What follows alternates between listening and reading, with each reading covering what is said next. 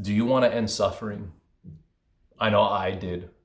And so I was relentless at the pursuit to figure out how the hell do I end my suffering. And at first I thought it was if they would just change, if she would just change, if this would be different, then I wouldn't suffer anymore. But I began to realize that wasn't true. And so I'm gonna use the analogy of my back.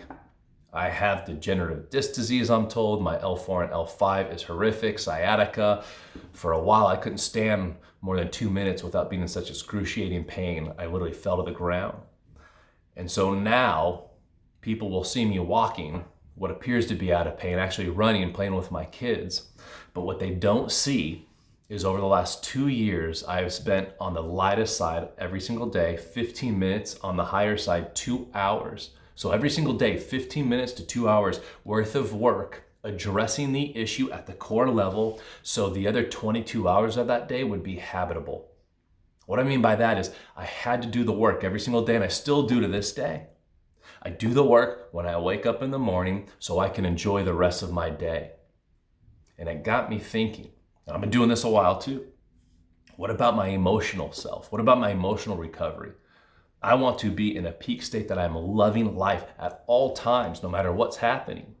So I thought, what if I spend 15 minutes to 2 hours every single day doing the same exact thing so I can make it through what used to be my chronic depression? When I was battling suicide, when I was struggling, feeling worth or love from anybody, let alone myself. And so I want to ask you this question.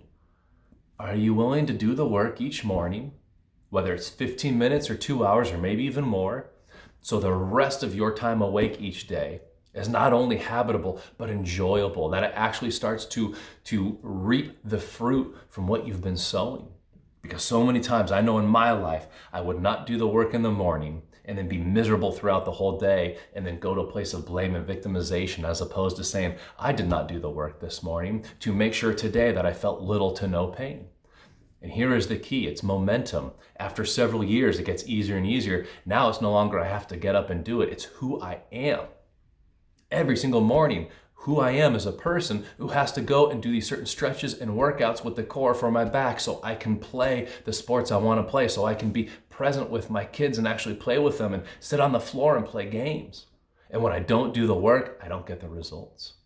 So I'm hoping that this is resonating with you, to really sit down and look at what is the work I need to do today so I can enjoy the rest of today.